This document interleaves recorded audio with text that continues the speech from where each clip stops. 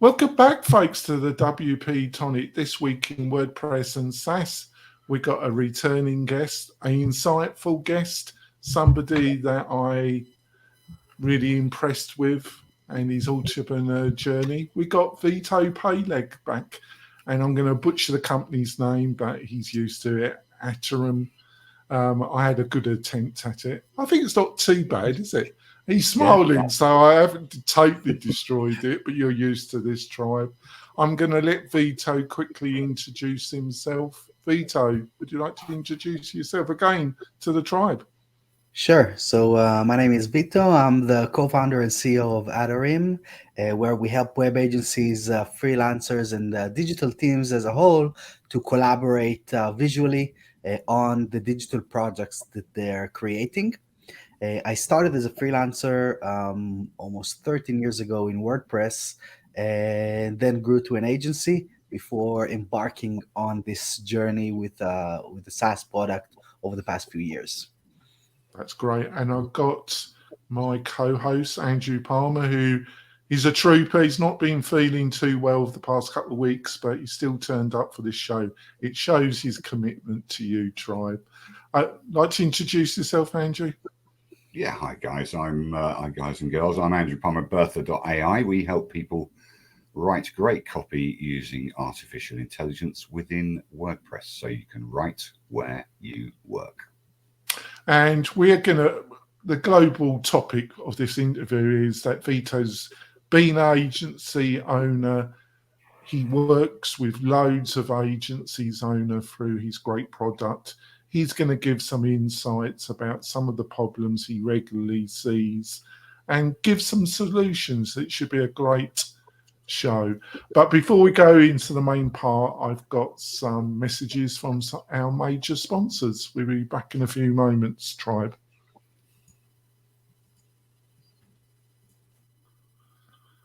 We're coming back. So, Vito, I know you gave a brief intro, but can you give a little bit more detail about how you started the company and why you thought Atarim you were going to solve a real problem, and how did the idea grow, and how did you make your first step? Okay, cool. So this all came from personal experience. So when I was working as a freelancer, I was actually doing this from the road, living that digital nomad life for a couple of years, building websites from literally from a van, and so the work was always remote with clients and with some contractors that I had, to accomplish all kinds of stuff. But I faced the challenges of doing this, but I didn't really think of creating some kind of a solution. Then later on, when I established an agency here in London, in the UK, and we started growing, I saw that the same challenges that I was facing as a freelancer, my team members were facing as well as they were working with our clients, and as the company was growing. Now that became really frustrating with the as we did more and more projects. It's just kind of put a magnifying glass on this challenge that we're all facing. But when you're not doing many projects at the same time, it's kind of you kind of accept it as being part of business, which is clients reaching out to you in all kinds of weird ways through whether it's WhatsApp or sending you. I even had a client that sent us the content in the mail, that we had to kind of transcribe the whole thing back to digital, and reaching out in all kinds of different ways. Let's get on a call. They're coming to the office. There wasn't really a structured way of working with them, even though we did try every possible method that was available out there to systemize the collaboration aspect of that relationship. And then I kind of realized that if I was to build that website that we're struggling to build with those clients on my own, and that really is why I got into this business. And I think that's the same for a lot of the people that are listening to this. We're going into this from the creative aspect. We just want to build beautiful websites, that work. And if I was to build a small business website on my own, it usually would have take me 3 to 5 days. But as soon as a client joins the picture, then it becomes a 4 to 6 weeks project at best, if everything goes well, right? And that gap, that increase of more than 400%, is what is creating a whole bunch of different problems in our industry. For one, when we're starting as a freelancer and as we're building websites for ourselves initially before there's clients, we kind of think, okay, this is a few days project. I can get this thing done. And then that's how we price it, right? So that's why you're seeing a lot of freelancers, a lot of early stage people pricing the cost of a project so low, in sometimes in the hundreds or the low ball of the thousands, just because they think, okay, cool, it's a week's project, I can do 6 7 of these every month, on my own. And then reality hits us in the face, right? And so what kind of happened over the past 15 20 years since I started building websites back in GeoCities is that the tools have systemized the way that we create. Yeah, you remember that those days. uh, a lot of tools systemize the way that we create, so we don't need to write from scratch every little thing that we're doing. And that brought down the time that it takes to create a website to those 3 to 5 days. But nothing like that happened on the service delivery, on the collaboration aspect of it. And so that remained the same length as it was 20 years ago. And even some of the practices are still the same, like we're building websites in Front Page Express and things like that. And that's why um, the actual build has decreased from, let's say, building a homepage that used to take a few days, and now it takes about 30 minutes, 1 hour even, with a page builder. But the service delivery still remains about 4 to 5 weeks, which that was kind of the challenge that I was trying to fix. And we explored all kinds of different ways, but then it kind of dawned on us that I was telling my team, how about we just let the client click any part of the website and leave a comment where the problem is, so they can just point at it like in real life, like they're sitting next to us and pointing at the screen, but just not sitting on our shoulder the entire time, right? So that's what we created initially. That was the core initial feature. And then it expanded as we were working with our users to make sure that we can enable more systemization into the workflow, and really to tackle this 83% of the build, which is not the actual work. It's the collaboration with the client, it's the delays, the back and forth, the procrastination, them not knowing what we're talking about, we're not knowing what they're talking about, screenshots, spreadsheets, all of this kind of mess, to just throw it all out of the window and create for once a system that works throughout. That's great. Over to you, Andrew. Well, it's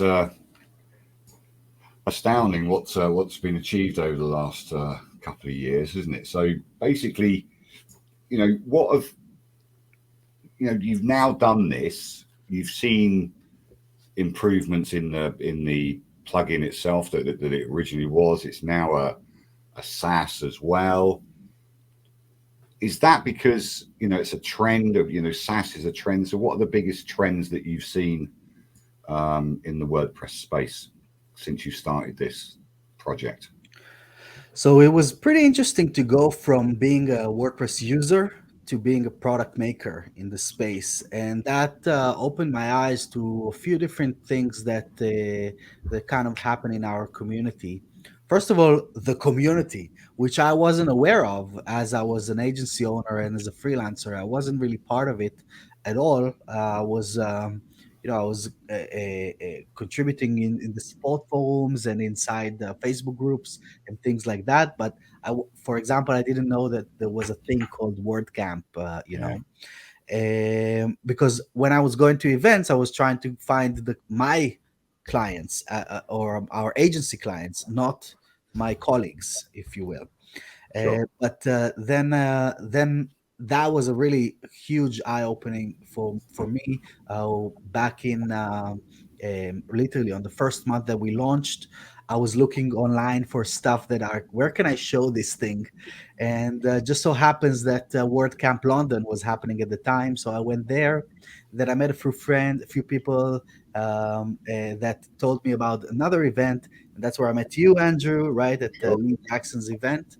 And I Yeah. remember I was showing you this on the iPad, a really really scrappy version of the tool, and you're like, "This is good. This is good Yeah. stuff."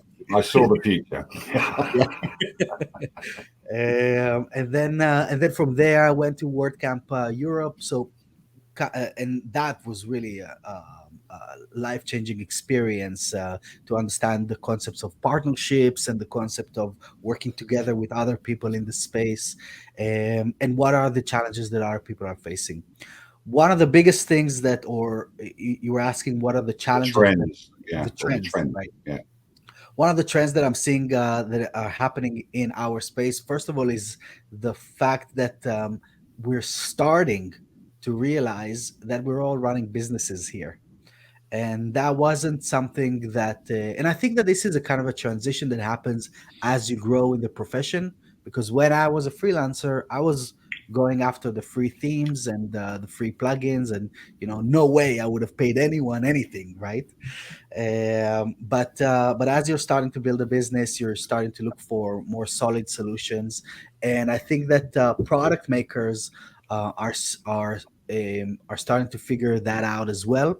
Instead of just being like side projects for people, they can see that there can be real business happening inside the WordPress space, and you can serve a lot of people. You can make real impact on the world with the products that you're creating. It shouldn't be like a $5 a year type of solution. You can actually build something substantial that will change the way people work online. So I think that's one of the biggest things that people are starting to realize, that it's not just for fun, it's also for business. And when it comes to another thing that has been kind of on and off over the past few years is the entire concept of visual work. So that means that people have moved away from getting like a structured theme and you just place stuff in there, but you can actually create things yourself. You can lay out the pages in a visual way instead of just working with short codes or working with divs before that. And that even WordPress has started to realize that with the Gutenberg project. And I think that this is really is the future for everything that people do. It's all about visual work.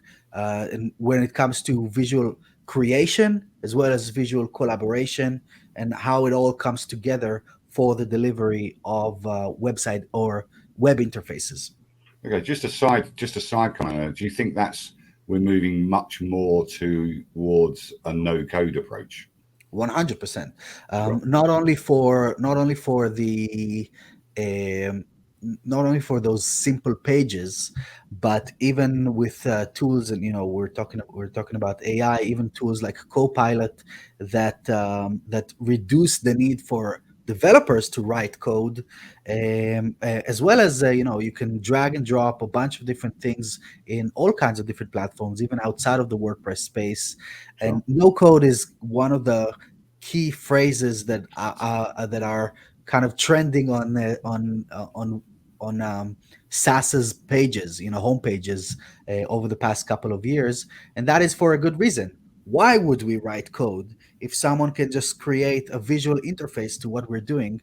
And it's just a progression that we saw in other places as well. If you remember, I used to write everything in DOS. You guys Yeah. remember in the DOS, right? So Yeah. you just write the command, and you go into the folder. But then you got visual interfaces that you just click through into the folder, and so that kind of it's very much here now. It's not even something that is coming in the future. It's already the present, but I think that it's gonna be even expanded more in the future. And that also connects to the collaboration aspect, because working on your own is not it's not scalable, right? So Sure. companies that actually want to do some real stuff together, they have to work together. They have to work with other people to accomplish their goals and their ideas and bring them to fruition. And so even with visual collaboration, you see that on Google Docs that allow you to do those type of things, and Loom, and all of those kind of different things that are more geared toward, let me show you instead of talk about this. Sure. I get it. Jonathan. Yeah, thanks for that, Vito. So, what have been some of the biggest challenges about building this business? What have and how have you dealt with it? And if you got any kind of insights that you would like to share with the audience about that process? So we kind of picked the perfect time to start a startup, which was just at the beginning of COVID, or like a few months before COVID hit.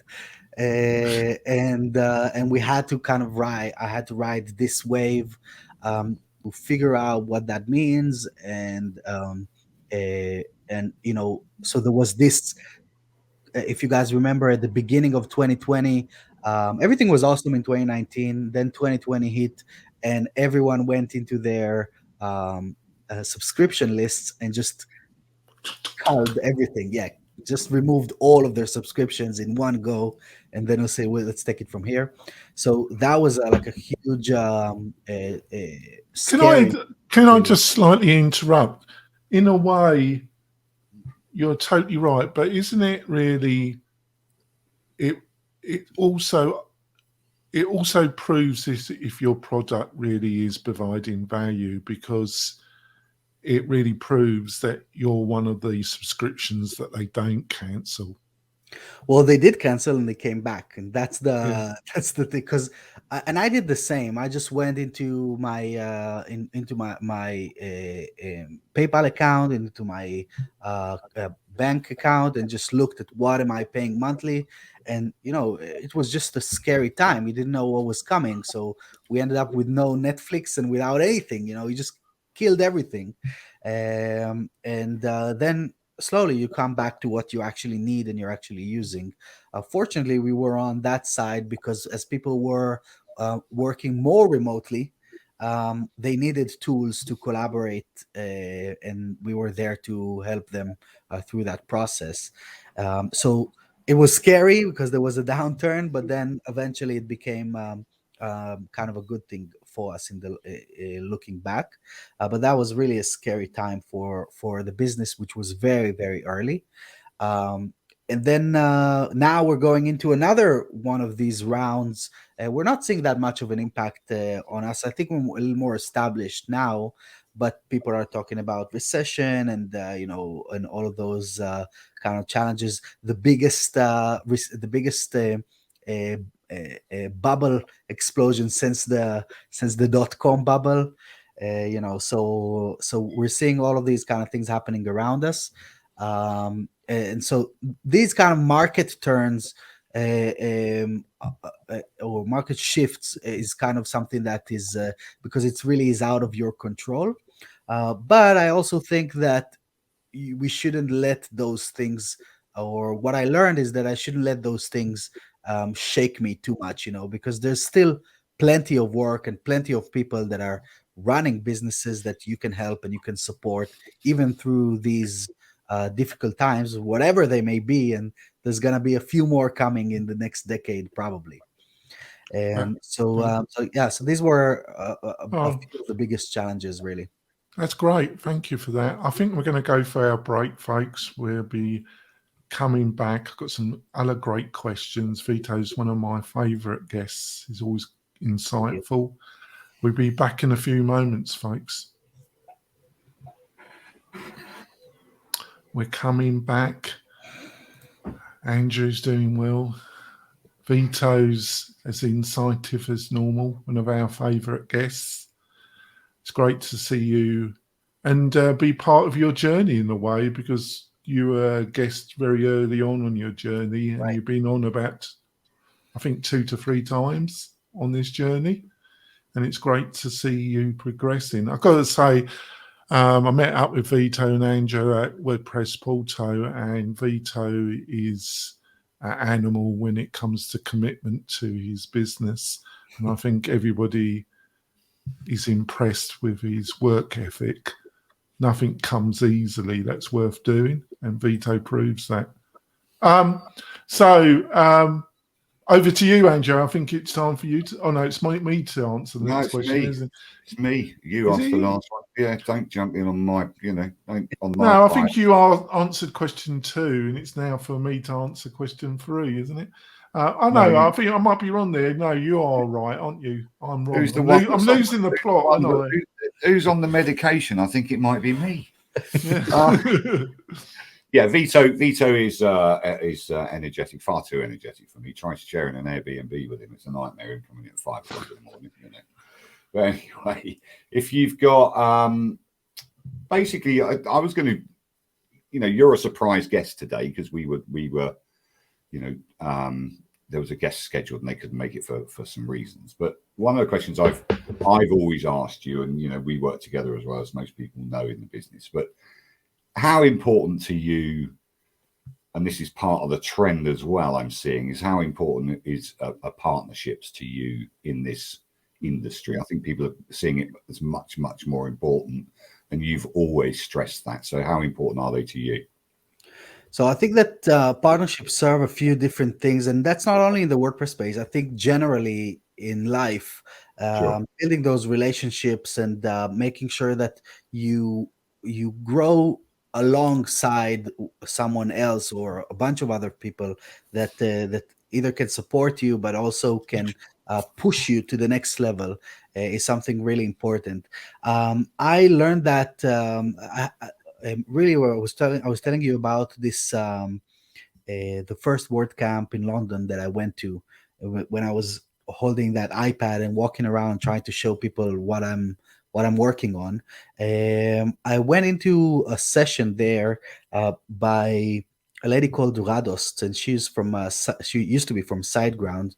She was running the partnership there, and she said a sentence that sticks with me every day, and which is, you don't want to work with, or you don't want to partner with people that can take you just a little bit further.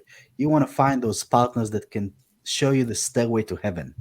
Sure. And that means that they can unlock a new reality because you have something that you can offer to them, whether it's in the value that you can provide to their client base, or whether it's profitability that you can make to their business or anything like that. And then they can introduce you to their network, to their clients, to their business, really. And so that has been my guiding light when it comes to partnerships. Early on, I was kind of trying to grab everything that we could because we were tiny, so everything was bigger, and that worked great. But now we're actually looking for those really key strategic partnerships that we can work together, that will add a lot of value to our users, but also expose us to a whole bunch of new users. And the way that I'm thinking about this is, customer acquisition cost is extremely expensive, and the way that a lot of companies handle customer acquisition is just by paying the piper, paying Zuckerberg and Google, right? Sure. But why?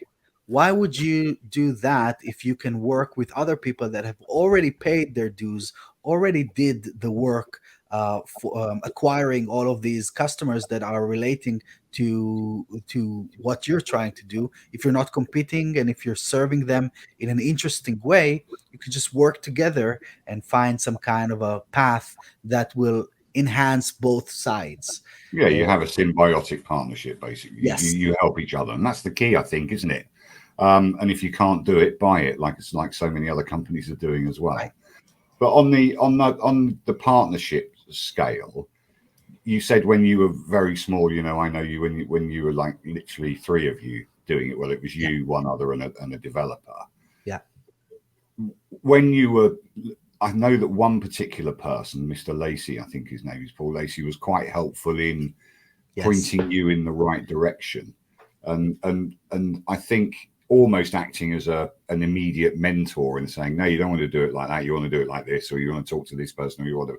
So building relationships is the key. So just spend 30 seconds on how you built relationships through Paul Lacey and other people like that from the London meetup or the London WordCamp. So the interesting thing is that you never know what a relationship is gonna bring later on, and that is one of the interesting things about this, in my opinion. That you start with just goodwill, and then something pans out or not. That can also happen, and maybe even more often than not, that's what happens. But you still have that person in your let's say network or your Rolodex, and you can do stuff later on if that makes sense, or not as well. So with Paul, it was really interesting because I was going into those meetups, into those camps and stuff, and the way that I frame this to myself is just walk with your hands forward, just walk like this, and someone is gonna shake it. And so I was walking around the hallway there at the London WordCamp, and I saw Paul Lacey, and we just kind of locked eyes, and I just went straight for a handshake. And they said, hey, "Come, let me introduce you to a few people." So he introduced me to Nathan Wrigley from WP Builds, and then he introduced me to Dan, maybe. So kind of the London clique, right? Yeah. And so and then they told me about, you should come. There's an event in 2 weeks. You should go there. And I was like, okay, cool. Let's see how I can make it happen. And so there as well, with the hand forward and shaking this. But really, the key is to maintain the relationship after. And I think that with both of you guys are also great at it. You stay in touch. You don't let it go stale, so that it doesn't feel like, when we're working together, whether it's with you, Jonathan, or with you, Andrew, it's more about like just catching up. How are you doing? What are you working on? How can I help? How can I serve you? Yeah. I'm also, before we wrap up the podcast part, hopefully you can stay on for some bonus. I know that there was a little bit of a mix up and you were waiting around for a little while, and I do apologize about that. It just happens, doesn't it? But, I'm really excited for your partnership with Main WP. We had Dennis, one of the founders, on last week, and it really just, it's difficult to get real partnerships where there's real benefit on both sides. But I really see this being really beneficial, not only for Dennis and for yourself. Do you want to give us some information how that developed and what your thoughts about that particular relationship? Great. So this is a great example of how these things come about, because you actually mentioned this, Jonathan, I think it was about a year and a half ago, that we should do something with Main WP, because basically Main WP is a solution that allows people to manage website at scale from the technical aspect of it, and Atarim is a solution that helps people manage website at scale from the collaboration aspect of it. And so it really is a completing solution, and we're not looking into jumping into what they're doing, and they're not looking into jumping into what we're doing in terms of features and things like that. So it was really a good fit. And I remembered our conversation, and we and I also put partnerships as a main thing for us early on, but we had to build our side enough to a place where we could accommodate these things. And so when this happened, I reached out to, not directly to Dennis. I reached out to Mustasam, and Mustasam is the guy that is in charge of the growth over there in the partnerships in Main WP. And I knew him because he runs a WordPress publication called the WP Founders, that he interviewed me back in 2019. And this is exactly how all of these relationships really come, and intersect, and this is really cool because by that point it was just a matter of sending Mustafa a message and saying, "Hey, let's get on a call. I have something that I want to show you." And he liked it, and he involved Dennis in it. And because I was very much vocal or kind of active in the community, Dennis already knew who I was, and I knew who Dennis was from his product. So it just made the whole process fun. It wasn't signing contracts and dotting I's, and it's like it was more about what can we do to serve our users, and it would be really cool if we can do this, and oh, can you do that? Yeah, we can build this API that it will allow you to do this and that, and we came up with a bunch of ideas, and then we brought in our teams to actually do the work. And yeah, within a few weeks it was already out, and it's amazing. It really is such a cool and potent integration. Yeah, I think it's a real win-win, but it's very hard. But I think would you say the main advice about this particular area is don't give up? But it is hard to find the right. You might think it's a win-win, but the other side doesn't, or they don't really understand what the value you're offering, or there's miscommunication. It's hard, but don't get discouraged, because I think people come into this from how can I get something out of it, and that wasn't the intention. And that's the same for when you want to go on podcasts. Even you probably get these people that are they just want to put themselves out there, but instead of, well, it's a balance, isn't it? But you gotta have the mindset of giving. You're going to give some value, exactly, because then the transaction is just all taking, isn't it? Exactly. And I think, and it's always been my kind of mentality to try and how can I just give, and then things are just going to come back because you just attract it, and I just do what I want people to do to me. And so that really how it worked out with Andrew as well, with Bertha, and with Dennis, with main WP. Bertha and Atarim is also fully integrated in a really interesting and unique way. Yeah. Yeah. Oh, that's great. I think we're going to wrap. Sorry, Andrew. That's right. What was you going to say? Oh, we're going to no, that was the original thought. And you give love, you get love. That's the key, isn't it? Yeah, a more kind of win-win attitude rather than what's in it for me. Totally. Yeah, exactly. Because it doesn't go down. People, they soon sense that, and they smell it, and I see it as well with people that reach out to us and to me, and they just want to ride the wave instead of showing you how you can ride alongside them. Yeah. We're going to close the podcast part. Vito's agreed to stay on for a little while. We've got a couple more questions. It's always great to have Vito in his insights. So, Vito, what's the best way to find more about you and about the company in general? So if you want to reach out to me, you can find me on Twitter, Vito Peleg, VitoPeleg. And if you want to get started with Atarim completely for free, you can go to our homepage, atarim.io, atarim.io. And just join the free plan. We're going to give, and then hopefully we're going to receive. Yeah. So, Andrew, what's the best way to find out more about you and your thoughts and what you're doing in the WordPress and digital community in general? Well, you can find me at Arnie Palmer on Twitter, and of course go to Bertha.ai. And of course, with Bertha.ai, I've got a similar philosophy there. We want to be the Grammarly of AI copywriting, so you can start off with your free 1,000 words a month for life, and then hopefully you'll see the value and you'll upgrade. We've got a new a pay-as-you-go model as well, which gets all the pro things, so you don't actually have to have a subscription. So maybe it's the death of subscriptions, who knows? But Bertha.ai, go and see what we're up to. And I'd just like to point out, Andrew's got a wealth of business and WordPress knowledge, and he's always very approachable. So if you need some advice, you can always approach Andrew. We're going to wrap it up. We've got some fantastic guests in the next month, 2 months. I've been shocked at the quality of people like Vito that agreed to come on the show. We're going to be back next week. I'm also doing a summit.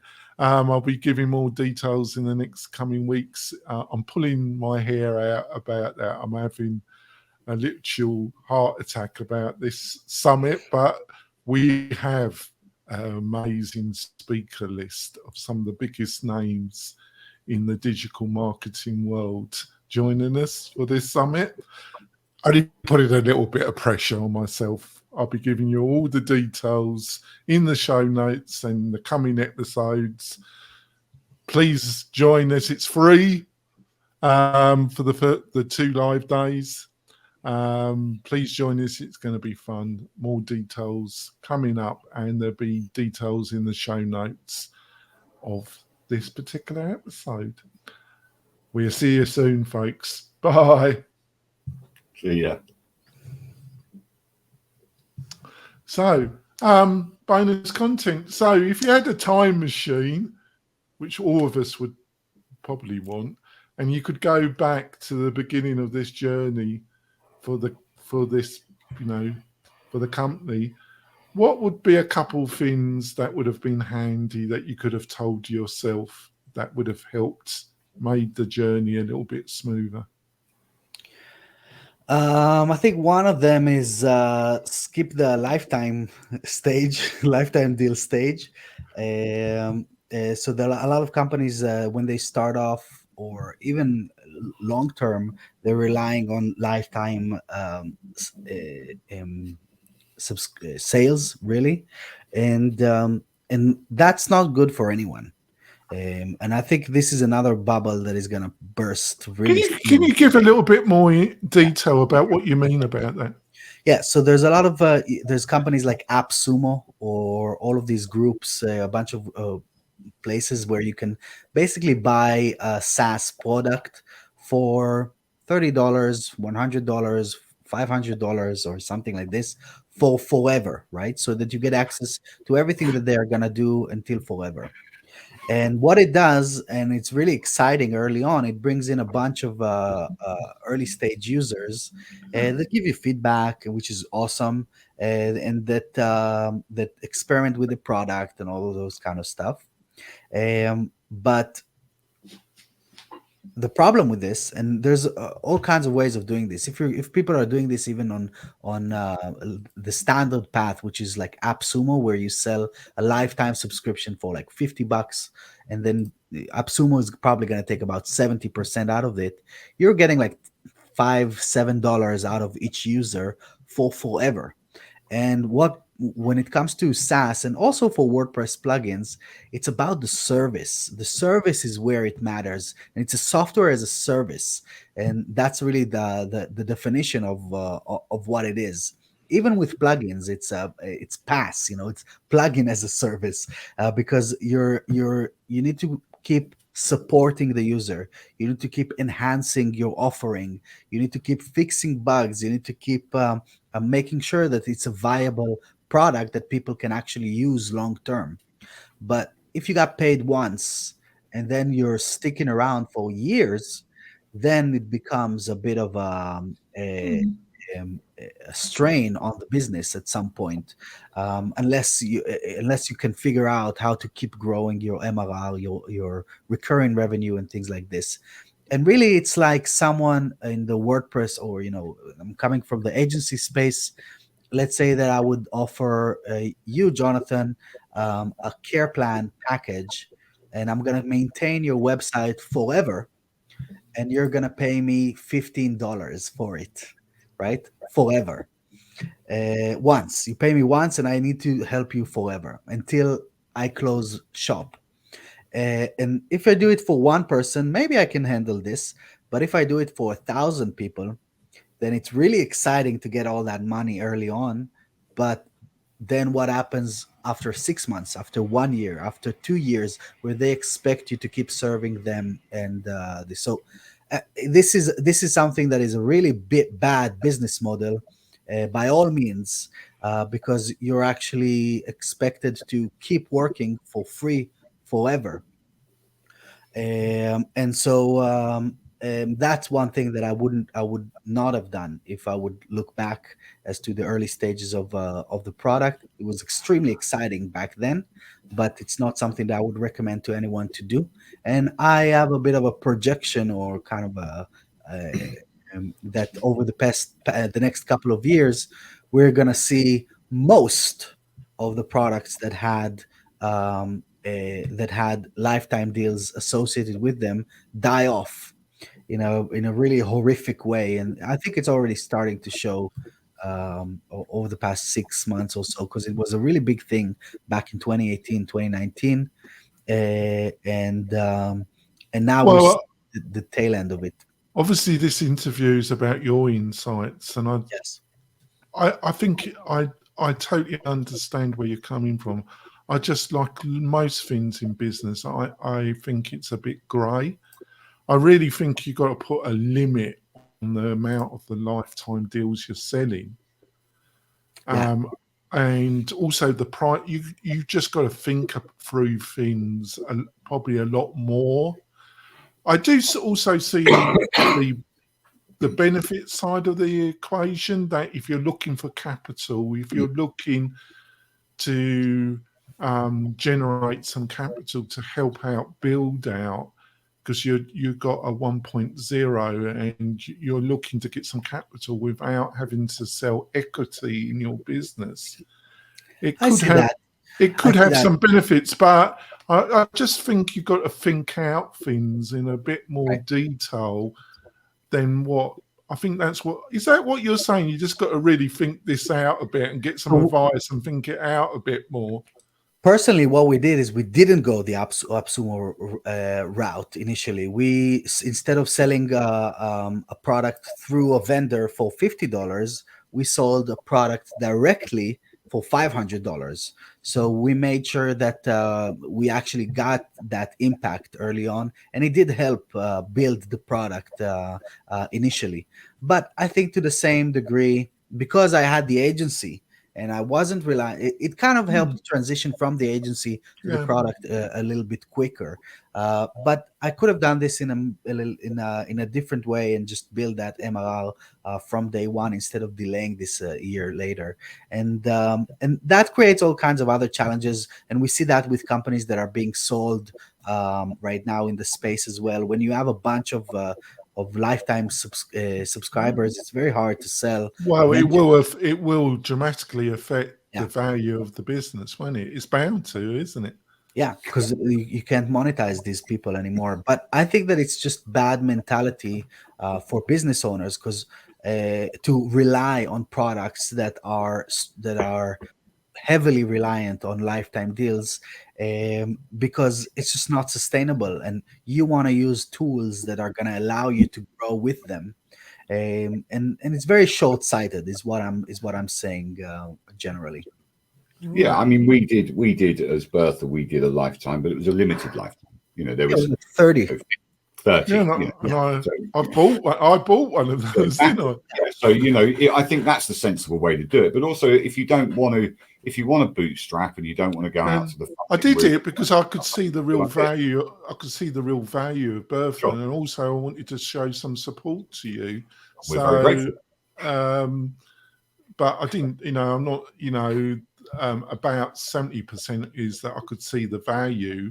But the one thing, I'm just being totally honest. But the other thing is, I had some trust in you, Yeah. Andrew, that it would be continued, Sure. even though you might sell it. That it wouldn't. That the lifetime deal would be honoured. Oh yeah, Yes. that would be if we did ever Because sell I'm it. fussy That would about the be ones that yeah, I buy because yeah. of the No, factors we that would make Vito. sure we wouldn't do an ACF. Let's say that we wouldn't do an ACF. It would be Well, in the they contract. haven't, to be fairness. No, but it would be firmly in the contract that they couldn't back out of the lifetime deal, and that might not that means that it might not sell. But then we're hopefully we're young enough to carry it on for years and years. But it's not. I also, It's a I tough one. also, It's a tough decision. it is. I also think people are a bit fearful to be honest about this. And what I mean by this, Vito, is to say you've got a lifetime deal and we're on in it, and you've got this amount of functionality now, but we might be issuing a 2.2 that 2.2? of this that is got a lot more value, Right.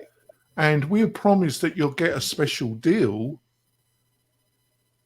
You know, you will be honored. Oh no, you can't do that, and that's really is one of those things. Basically, lifetime sales, and I'm just being transparent and open, like I like to be.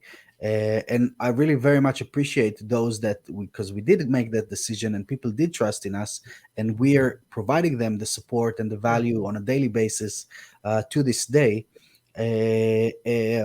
But they're never going to buy anything else because and that's something that I remember that I had someone when I used to sell guitars when I was in my early 20s, and I came to the boss and I told him, listen, if we give people these 15% discounts, and because I have these customers that come in and they come in every time, I want to reward him with a discount. I want to give him 15% discount. He's like, no, why would you? If you give him 15% discount once, that's it. He's gonna expect it from now on until forever. And that is really the key aspect of it, because you create the reality of your business. And if you are the business that sells for a lifetime deal of $50 or whatever, or if you are the type of business that constantly provides discounts, then this is what people are going to learn to expect from you, and they're never going to pay the actual value that you believe that you are worth.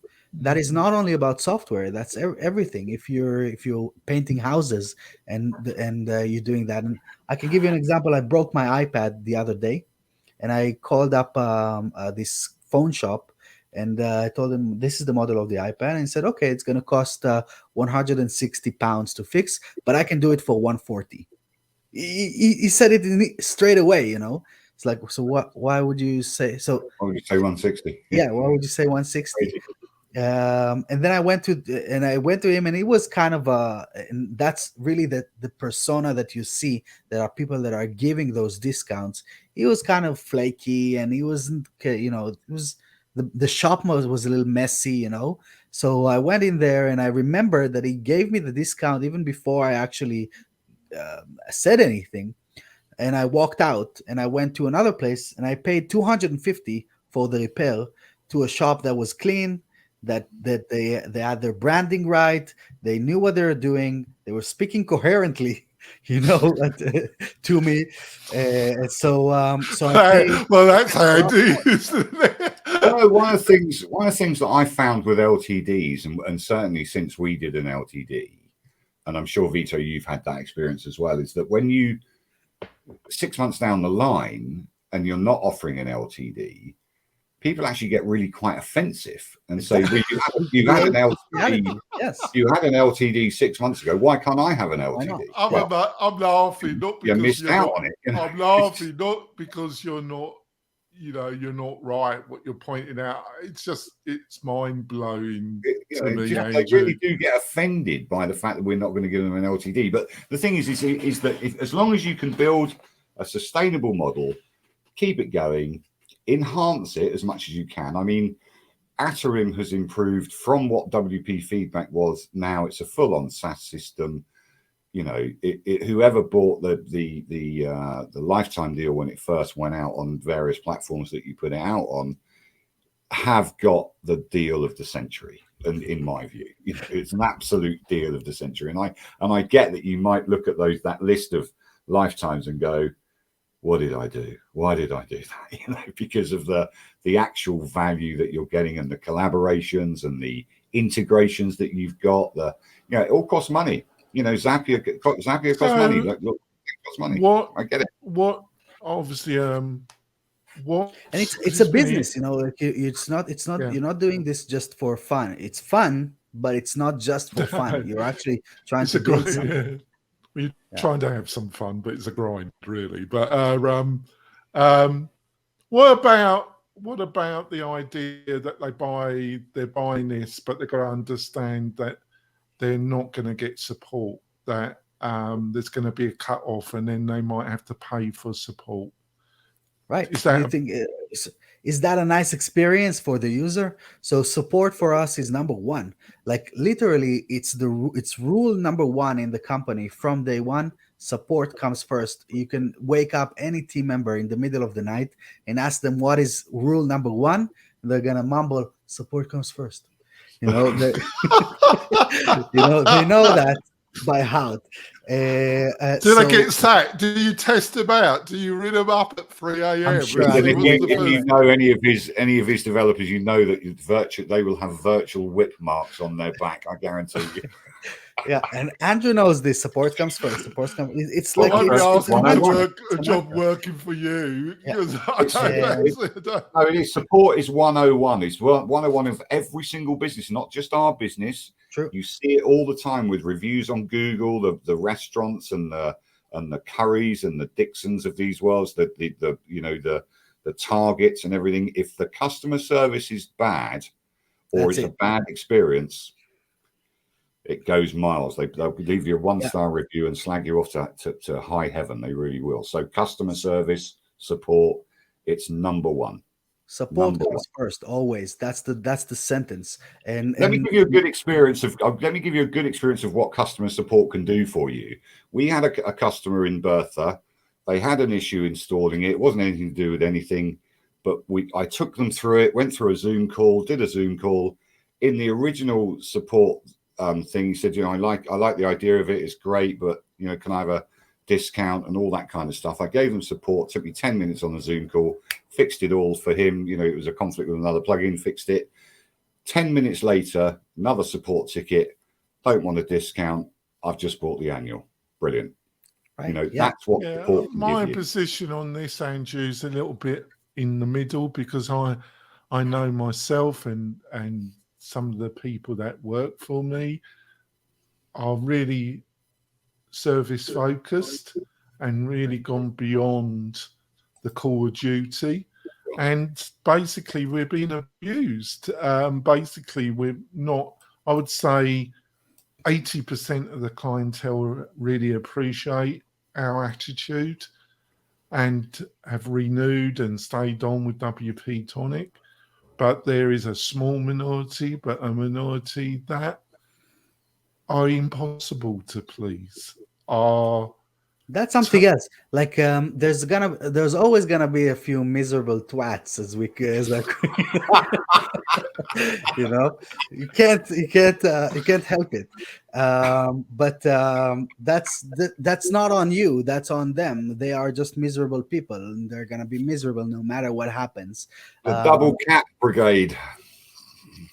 Double cap. I don't know. But basically that doesn't stop us from trying to serve even them to the best of our ability. Oh yeah, we do, but And even that it doesn't matter. Like some people are not courteous, and then I have no problem telling them off, and my team knows the same. Like you serve them, but you can tell them that if they're gonna treat you like that, this is the last time that they can reach out to support. And we had this one guy that was really taking this too far at some point. It was really abusive, and that's not cool. And the guys called me up, and I went into this chat, and I told them, listen, we can't serve you because the way that you're speaking, it's not nice. There's people here on the other side, and we want to help you, but you're not making it easy to help you, and so we're not going to help you. And he did a video. He recorded himself a video, and he said that how sorry he was, and that he explained his problems, that he had personal problems that just affected the way that he was thinking. So I also as part of our support kind of training, we have this concept of you can't assume. You don't know what someone is going through at the time that they're reaching out to you. So in most cases, it's not on us, because we know that we have an incredible product that can change the lives of our users if they use this properly. And if they reach out to us, it is not because they are pissed off, or generally it's not because they're pissed off, it's because they care enough to tell us that there is a problem. And this is the mindset that we're bringing in to our support and Yeah. to that I've people. got one more question, but have you got time for one more question, or do you want to Yeah. end the show? Because obviously you've been hanging around a little while, which I've apologised about. Obviously your product, you've built it out, you want to offer value, you want to add more functionality, you want to help your customer base. But how have you dealt with, if this is something that you focus on? Obviously, if you build more like your collaboration with main WP, building out this collab, more features, it becomes a more complicated product. True. So the person that logs in for the first time, you're going to have a more complicated interface because you're adding more functionality. So there's a price for that individual. They're going to have to make a choice. Am I going to learn how this product works? And, and if it's got more functionality, it's going to obviously take more time to learn it every bit. How, and they make a decision, don't they? They make a decision. This is just going to take me more time, so much time, and I'm not prepared to do it. I'm just going to ask for a refund. How have you dealt with that, and have you got any insights how you deal with them not making that decision? This is too much time to learn. I'm going to ask for a refund. It's great. I like them, but I'm not prepared to invest that time, that commitment. Yes. So this has been a challenge for us as we were growing, because we were like, when I started the product, I knew that there's going to be like a 4-year roadmap, and now 3 years in, it's more like a 7-year roadmap, right? And so as we were adding more features, UIs get cluttered. And that's something that is kind of closing in on people when they're coming in for the first time. It's scary, and it's like, where do I click, where do I go, what should I do? And so what we kind of decided as a system, really as an internal system, is that every 0.5 and 0.0 there's a redesign. And through that process, we don't remove features, but we reorganize things so that they fit into the new reality that we're created for the product, and so that it kind of makes sense. For example, in version 3.0, which was released 2 months ago, um, we've put a goal to reduce the time to the aha moment, right? And so every product has the clicks to aha moment, right? Yes. How long does it take to get someone the result?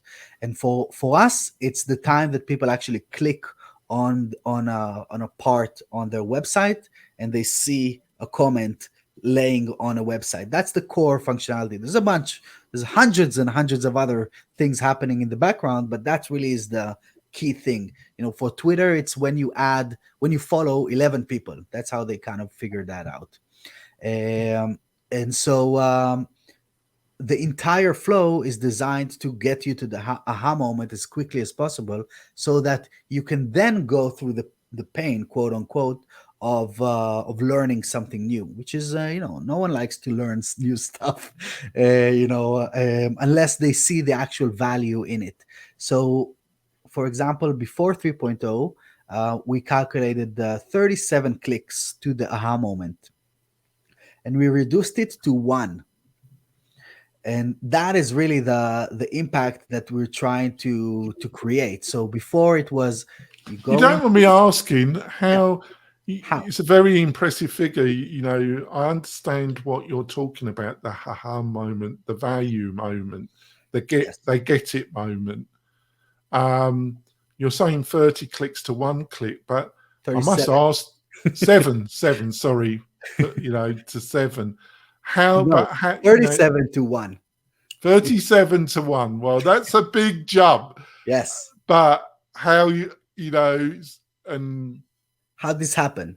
well, how do you measure that? Yeah, are you, Sure. are you got new users and you're just watching them and you're not jumping in and you're just watching Oh how no, they use? How do you make that how observation? right. It's more, well, you have to know what is the value point within your product, and that takes time to figure out. But actually, that's when people say, "Oh, that's really cool," you know. So when I tell someone you can click any part of the website and then you leave a comment where the problem is, there's like, "Oh, that's really cool," right? That kind of, in a sentence, boils down the product. But to get there, how long does it take to get there? So before, you had to go to our website, you had to register, and then you land inside the dashboard. And then you download the plugin to your computer. Then you need to go to your own website and you have to upload the plugin to the website, activate the license, go through a few steps wizard, and then eventually, once you're done, it's going to take you to the home page so you can click the thing, right? 37 clicks in total. What we did is we actually created a completely different experience to combat that, or to elevate the product, which is dropping a URL on the homepage. Just drop in a URL, boom, you're in a website. That's it. And One click, submit. that has dramatically helped with churn, has it? Well, churn has always been pretty good, fortunately for us. But it did help. It did help with activations, which is always the challenge. That's the key metric that we were tracking. And activation is when someone actually leaves their first comment. And so what we were tracking before is how many people signed up versus how many people actually added their first website to the dashboard, right? And that was around the 65%. It means that people were downloading the plugin, but they never even got to the point that they installed it on a website and experienced what we can do for themselves and for their business. Now they have no choice. The first step is adding a website to their dashboard, which is based on that URL, and then you're already in there. So we just cut down the entire mess of it, to get someone to see, okay, I can see how this can help me. And I think that this is you're muted, Andrew. It also helps with the support burden, doesn't it? How do I do this? How do I do that? Right? Yes. Well, So it reduces that. there's still training that we're doing, and there's like email sequence that goes out to show you what you can achieve and all of those kind of things, so onboarding sequences, and and there's a Facebook group with 2.6 thousand people that are helping each other, and and our live chat is always there. So we're doing everything that we can to make sure that people can see how we can help them, and and how impactful this can be. Because really, as we're going to what we said at the beginning, at the first, on the first question, um, the reality where every action that you do takes 400% more than it should is Yeah, insane. I think this is a great place. Just to recap, is I'm now understanding why you have strong feelings about lifetime deals, because I think what you're laying out in this last question is the amount of effort, time, Oh energy, yeah. and money it has built you to build out all these internal systems and support network. It's kind of like a network, isn't it, of different, and this all takes a lot of effort, time, and money, doesn't it? Well, people sometimes don't realize this. And as a user, as an end user, before I became a product maker, even though I was building products for clients, it didn't click to me to this degree. And yeah, we've spent or we invested way over $800,000 into a product. So people sometimes think like, I can I can build something, or let me just build my own way. Sure, if you're gonna take years and invest hundreds and thousands of dollars and then millions of dollars into building a solution, then you're probably gonna have something viable by then. But it's not. It doesn't work like a lot of people from the other side of the screen kind of feel like, it's like, sure, I'm just gonna. Yeah, well, I just think Right. obviously UX design, the actual functionality, these are all big things. But what I think they also don't, which I think you were trying to point out, is building a matrix of support and resources that encourage them to get to that aha moment where they really understand subconsciously the real value of the product. But to build all that out, unless you've done this before and you're basing it, you've done the road before, it's It's a hard lot of to effort. understand.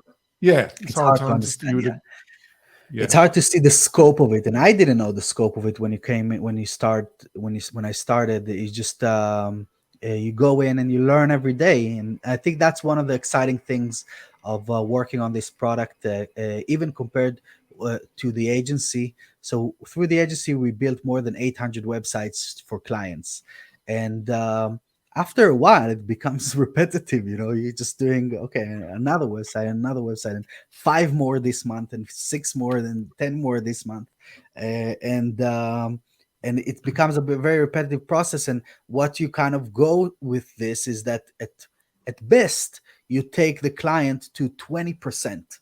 If they are an ongoing client and they keep investing and stuff like this, you take them up to 20% of really showing them what, or realizing the potential of their digital experience. But because you keep going to square one with every project, you start from scratch and you build something from scratch, and then you go again and you build something from scratch, and you bring those things to 7%, and then over the next year you do another 5% of the potential and stuff. But when you have your own product, you actually wake up every morning and you build on top of what you did yesterday or last week or last month or last year. It just keeps creating this compounding effect of the impact that you can do for yourself, for your business, and for your users.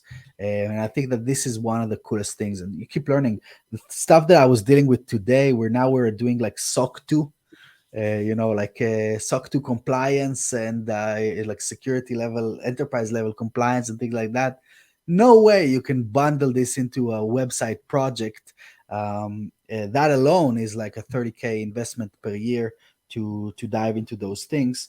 And this is really extremely boring, but also extremely exciting that we got to the stage where this is a requirement that people ask for, and that we are in a place where we can actually do it. And that is really one of the most boring but fun things that come along with building a product. That's great. I think that's a great moment to call it a day. Vito's brought a lot of value to the conversation. I think the bonus content, I think we delve into some really interesting concepts. Hopefully you'll come back. I know you will come back later on in your entrepreneur journey with this great product. And it's great to see that you're succeeding and moving forward, because I know personally it's a hard road to do, a hard grind every day. But it's great to see that you're getting some results. We'll see you soon, Tribe. Bye. Thank you.